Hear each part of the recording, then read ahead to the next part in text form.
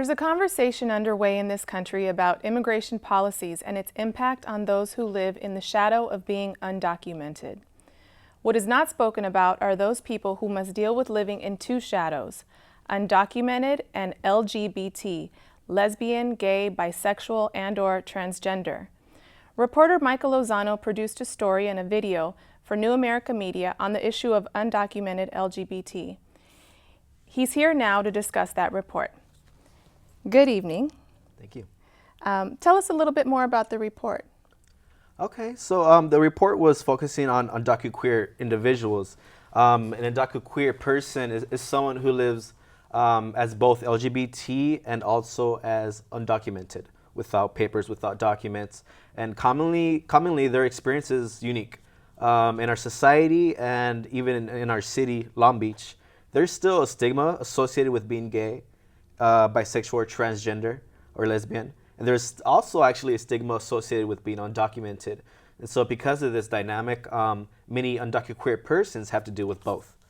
So in that process, many of these individuals they're rejected by family, they're rejected by friends, and many of them actually even feel rejected by the immigrant communities that they come from. And also they might even face rejection from the LGBT communities that they're supposed to be a part of. So that's something that creates some challenges for them. In terms of me covering the story, that's something that was also challenging because, as you can imagine, I'm interviewing one person, but I'm really trying to dig through two stories because of their identity. But at the same time, it was also a very inspiring experience to see how resilient this community is. Okay, well, let's take a look at your report. I came to accept myself as a lesbian because that's who I am. But being undocumented, that's not who I am. It's sort of a stigma that it was imposed on me by society, by laws, by whatnot. So I rejected that, and I continue to reject it. You know? We shared in the circle, people were telling us that they cry a lot. They cry a lot. They cry out of frustration. They cry out of impotence to do anything because they're faced with situations daily basis that reminds them of who they are. Undocumented.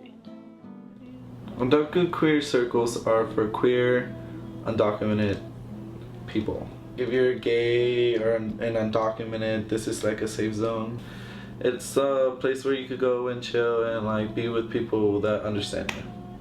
That's what I feel it is to me.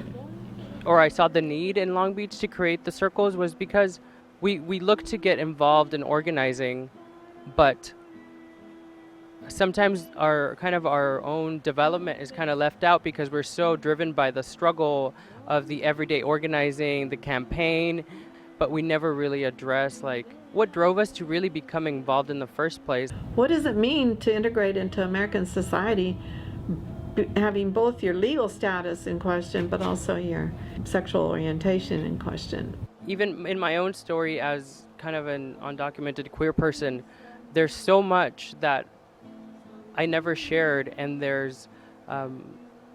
and the reason why I decided to become more involved is because I wanted to build those connections with people. And I saw the Circle Project as the perfect way of like, not only are you organizing, but you're getting to know one another, and you're, healing each other through just talking with each other, understanding that you're not the only one that's going through experiences. If you violate a cultural norm in your community or in your family, you risk a lot. And so it's not easy. This is important because there's a lot of undocumented gay people. I don't know. Something has to happen. I know we're important. I know I'm important to this movement. Just know that you're not alone in this, and like there's other people. You just have to like speak up to be heard. That was powerful. What was the biggest thing you learned about UndocuQueers that you did not know before you made this report? I think the thing that stood out to me was definitely the fact that I learned that UndocuQueer persons were actually the main leaders of the immigrant rights movement for the past decade, and it was great to have recorded that, been part of that. Okay, well, thank you for that report. If you'd like to find out more about the issues of undocumented LGBT, you can read Michael's article at Voicewaves.